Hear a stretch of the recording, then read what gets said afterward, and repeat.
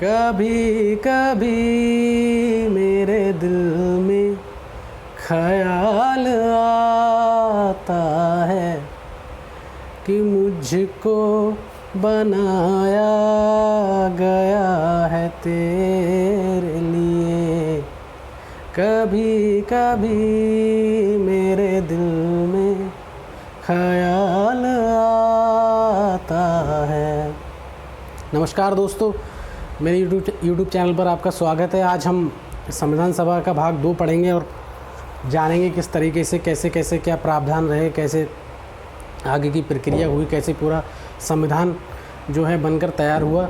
तो इसमें आज हम देखते हैं कि जो हमारा बताया था हमने आपको पहली वीडियो में कि कैबिनेट मिशन 1946 जो कि भारत आया था। सबसे पहले ही जो आया था वो ब्रिटेन में जो था, ब्रिटेन का जो संसद था वहाँ के हाउस ऑफ कॉमन्स में, ब्रिटेन के संसद हाउस ऑफ कॉमन्स, यानी कि हम यहाँ से कह सकते हैं, इसकी तुलना कर सकते हैं लोकसभा से। हाउस ऑफ कॉमन्स में एक प्रस्ताव रखा गया जो कि ब्रिटेन के प्रधानमंत्री थे क्लीमेट एटली, उनके द्वारा 14 मार्च 1946 को ये प्रस्ताव रखा गया और ये प्रस्ताव स्वीकार कर लिया गया। और 24 मार्च 1946 को ये कैबिनेट मिशन भारत आया। ठीक है, तो मैंने जो पहली वाली वीडियो में गलती से मेरे मुंह से निकल गया था 14 मार्च, लेकिन 24 मार्च 1946 को कैबिनेट मिशन भारत आया था और 14 मार्च 1946 को हाउस ऑफ कॉमन्स में प्रस्ताव पारित हुआ था। अब जब कैबिनेट मिशन 1946 आया था तो मैंने बताया था कि उसमें 3 इनके कैबिनेट यानी कि इनकी मंत्रिपरिषद के 3 सदस्य थे। एक थे पैथिक लॉरेंस, जिनको इस कैबिनेट मिशन का अध्यक्ष बनाया गया था। A.B. अलेक्जेंडर और सर स्टूफर्ड क्रिप्स, ये 3 इनके मंत्रिपरिषद के मंत्री थे जो कि कैबिनेट मिशन में सदस्य बनकर आए थे। तो ये पैथिक लॉरेंस उसके अध्यक्ष थे। तो ये जो कैबिनेट मिशन 1946 भारत आया था, इसके 2 उद्देश्य थे। एक संविधान सभा का निर्माण करना और दूसरा अंतरिम सरकार, जो कि अंतरिम सरकार के रूप में काम करना। ठीक है, तो इसमें 2 उद्देश्य रखे गए थे कि एक अंतिम सरकार का निर्माण करना और दूसरा संविधान सभा का निर्माण करना। ठीक है, अब ये सब हो गया। उसके बाद इन्होंने प्रावधान रखा कि भाई 389 सदस्य होंगे संविधान सभा में। ठीक है, 389 सदस्य होंगे संविधान सभा में। और जो 389 सदस्य का जो आंकड़ा था वो भारत की जनसंख्या को आधार बनाया गया। उस समय भारत की जो जनसंख्या थी वो 40 करोड़ के लगभग थी। तो इस 40 करोड़ जनसंख्या को जो एक सदस्य था उसको 10 लाख जनसंख्या का प्रतिनिधित्व करना था, उसको 10 लाख जनसंख्या को रिप्रेजेंट करना था। तो ये 389 का आंकड़ा उस 40 करोड़ की जनसंख्या से निकल कर आया। और जो 389 ये जो सदस्य थे, ये मैंने बताया था आपको कि जो ब्रिटिश प्रांतों में यानी विधान परिषदें हुआ करती थी, उन विधान परिषदों में जो 1585 सदस्य हुआ करते थे, उन 1585 सदस्यों में इन 389 लोग जो सदस्य हैं वो चुने गए थे अप्रत्यक्ष रूप से, क्योंकि विधान परिषदों के जो सदस्य थे उनके द्वारा ये 389 सदस्य चुने गए थे। ठीक है, अब इन 389 का जो आंकड़ा था, इस 389 के आंकड़े में ये कहा गया कि जो 292 प्लस 4 यानी कि टोटल 296 सदस्य, जो कि 296 सदस्य होंगे वो ब्रिटिश प्रांतों से होंगे और इनका निर्वाचन होगा। ठीक है, ये कहा गया। और इनका निर्वाचन भी अप्रत्यक्ष रूप से होगा। ठीक है, तो 292 प्लस 4 यानी कि 4 जो थे, 292 प्लस 4 296 हो गए ब्रिटिश प्रांतों से। और जो कि जो 4 थे वो उस समय चीफ कमिश्नरी प्रांत हुआ करते थे भारत में। ठीक है, जो आज हमारे केंद्र शासित प्रदेश हैं, संघ शासित प्रदेश हैं, जिन पे केंद्र का अधिकार है, वो उस तरीके से ये चीफ कमिश्नरी प्रांत हुआ करते थे। 4 चीफ कमिश्नरी प्रांत हुआ करते थे, याद रखना है हमें कौन कौन से। अजमेर मेरवाड़ा जो कि राजस्थान में है, बलूचिस्तान पाकिस्तान में है, उस समय भारत का जो पाकिस्तान का जो पूरा देश है वो उस समय भारत में लगता था, दिल्ली और कुर्ग जो कि कर्नाटक में है। ये जो 4 चीफ कमिश्नरी प्रांत हैं, इनको याद रखना है। ठीक है, याद रखेंगे कैसे, ऐसे रख लेंगे अजमेर मेरवाड़ा, बलूचिस्तान, दिल्ली और कुर्ग। ठीक है, ये जो ब्रिटिश प्रांतों से लिए गए थे 296, जिसमें 4 चीफ कमिश्नरी प्रांत थे, और 93 जो थे देसी रियासतों से लिए गए, जिस पर राजा जो थे, राजा रजवाड़े जो थे इसका शासन चलाते थे। तो उसमें ये जो थे देसी रियासतों में ये मनोनीत होकर आने थे। कैसे मनोनीत? जो राजा हुआ करते थे वो अपने एक सदस्य को मनोनीत करके संविधान सभा में भेजते थे। ठीक है, याद रखेंगे। 93 देसी रियासतें, 292 + 4 296 यानी कि ब्रिटिश भारत से, यानी ब्रिटिश प्रांतों से। ठीक है, अब जो 389 का आंकड़ा था इसको सांप्रदायिक आधार पर बांटा गया कि भाई सांप्रदायिक आधार पर अलग अलग वर्गों में बांटा गया। जैसे 213 थे वो सामान्य वर्ग को सीटें रिजर्व की गई, मतलब 213 सामान्य लोगों को दिया गया। सदस्यों की संख्या 213 सामान्यों की होगी। 79 जो है मुस्लिम समुदाय से होंगे, मुस्लिम वर्ग से होंगे, और 4 सिख समुदाय से होंगे। ये इनको सांप्रदायिक आधार पर बांटा गया था। जिस 213 जो सामान्य रखे गए थे, इसमें सामान्य वर्ग को जो रखा गया था उसमें हिंदू और पारसी हुआ करते थे उस समय पे। ठीक है, और मुस्लिम समुदाय को कितनी 79 यानी कि 79, और 4 सिख समुदाय को। ठीक है, इनको ये सांप्रदायिक आधार पर बांटा गया था। यहाँ पे इस 389 के आंकड़े में जो SC कैंडिडेट थे उनको 26 सीटें रिजर्व की गई, ST के लिए 33 सीटें रिजर्व की गई, और महिलाओं के लिए 15 सीटें रिजर्व की गई। ठीक है, कि इस जो 389 का आंकड़ा है इसमें SC की जो संख्या होगी वो 26 होगी, ST की जो होगी वो 33 होगी, और महिलाओं की जो होगी वो 15 होगी। इन 15 महिलाओं में एकमात्र महिला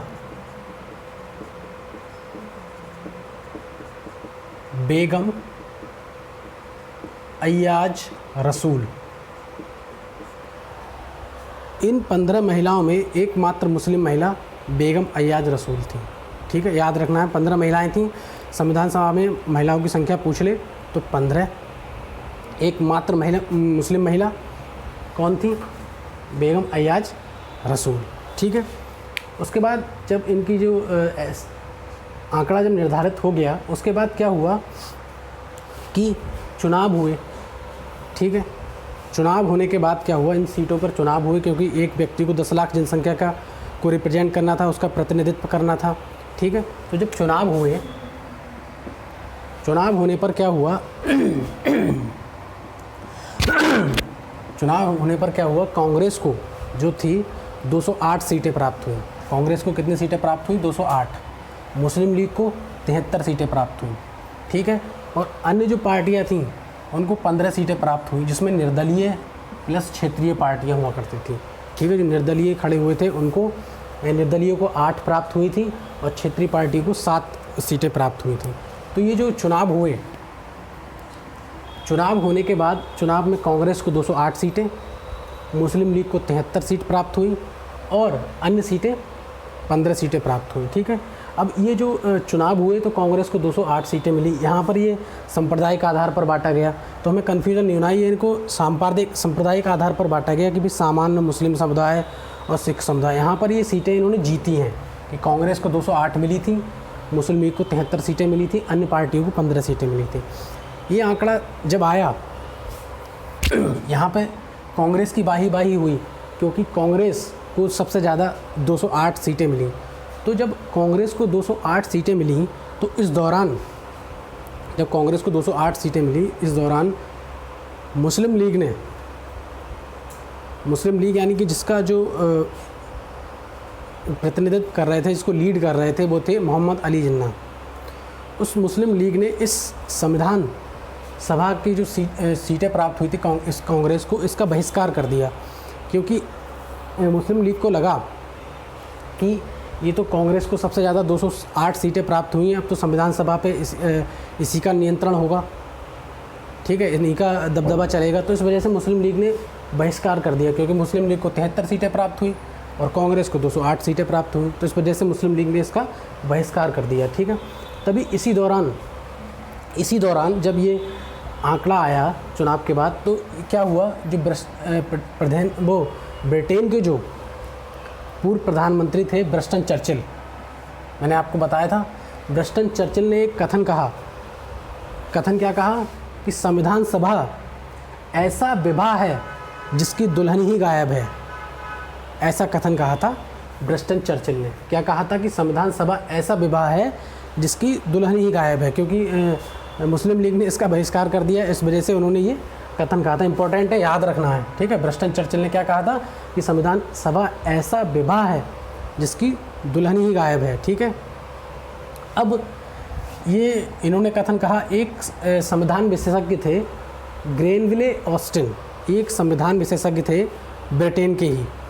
तो इन्होंने कहा कि संविधान सभा ही कांग्रेस है, क्योंकि कांग्रेस को 208 सीटें प्राप्त हुई थी। तो इन्होंने कथन कहा कि संविधान सभा ही कांग्रेस है और कांग्रेस ही संविधान सभा है। ये याद रखेंगे, बहुत इंपॉर्टेंट है ये दोनों कथन, ठीक है। ब्रस्टन चर्चिल ने कहा था इस दौरान संविधान सभा ऐसा विवाह है जिसकी दुल्हन ही गायब है, ठीक है। और ग्रेनवेल ऑस्टिन जो कि एक संविधान विशेषज्ञ थे, इन्होंने कहा कि संविधान सभा ही कांग्रेस है और कांग्रेस ही संविधान सभा है। याद रखेंगे, इतनी बात हो गई, ठीक है। उसके बाद क्या होता है, ये सब होने के बाद 9 दिसंबर 1946 को संविधान सभा की पहली बैठक होती है। कब? 9 दिसंबर 1946 को संविधान सभा की पहली बैठक होती है। और जो ये बैठक होती है, इस पहली बैठक में कहाँ होती है, तो ये पहली बैठक जो होती है वो दिल्ली में होती है। कितने बजे होती है ये भी बता देता हूँ, 11 बजे होती है, क्योंकि जो 11 बजे का जो समय था वो आज हमारे लोकसभा का जो सत्र शुरू होता है यहीं से वो समय लिया गया है, ठीक है, ध्यान रखना है। 9 दिसंबर 1946 को संविधान सभा की पहली बैठक हुई। डॉक्टर सच्चिदानंद सिन्हा जो कि संविधान सभा के सबसे बुज़ुर्ग सदस्य थे, सबसे बुज़ुर्ग सदस्य थे, इनको संविधान सभा का अस्थायी अध्यक्ष चुना गया। और जिनका नाम सुझाया था डॉक्टर सच्चिदानंद सिन्हा का, ये जो हमारे जेबी कृपलानी जी थे, उन्होंने ये नाम सुझाया था डॉक्टर सच्चिदानंद सिन्हा का कि इनको संविधान सभा का अस्थायी अध्यक्ष बना दिया जाए। क्योंकि संविधान सभा जब पहली बैठक हुई तो पहली बैठक में कोई ना कोई उसको लीड करने वाला चाहिए था, तो इस वजह से डॉक्टर सच्चिदानंद सिन्हा को अस्थायी अध्यक्ष बना दिया गया, क्योंकि ये सबसे बुज़ुर्ग थे, ठीक है, सबसे वरिष्ठतम थे, ऐसे याद कर सकते हैं।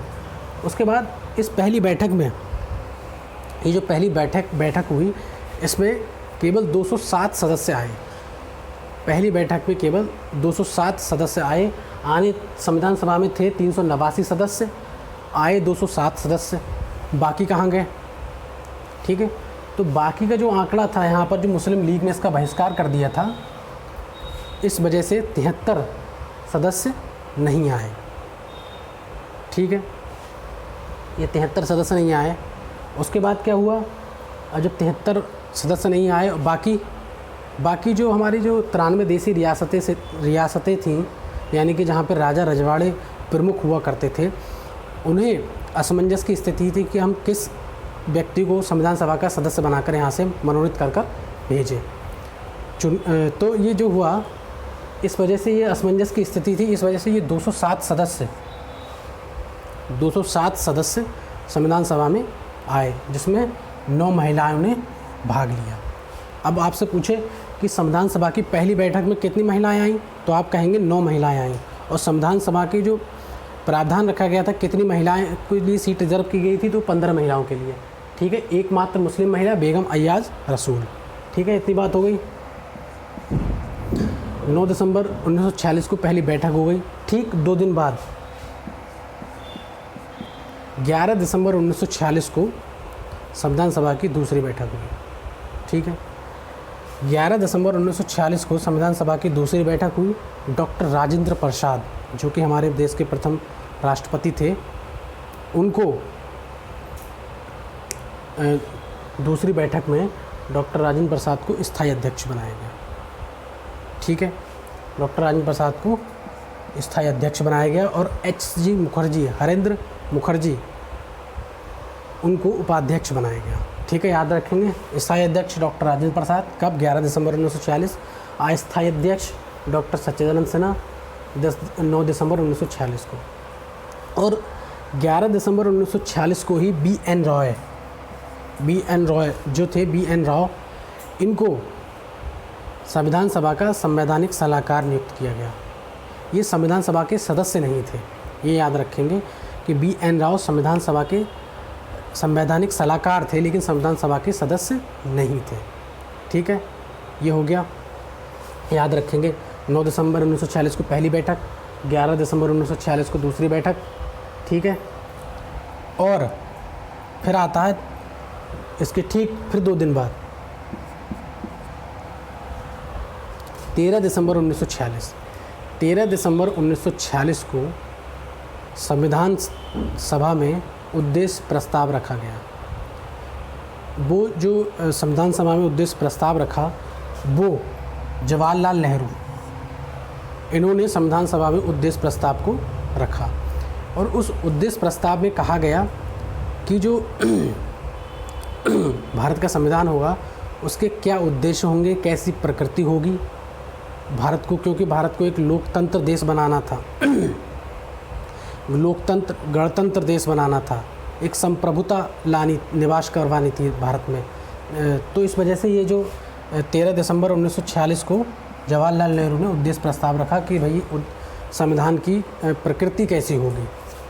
ठीक है, और ये जो लोकतंत्र देश बनाना है, गणतंत्र जो हमारा देश बनेगा, इसमें संप्रभुता निवास करेगी, वो सब हम प्रस्तावना में देखेंगे, आपको पूरी डिटेल में बताऊंगा।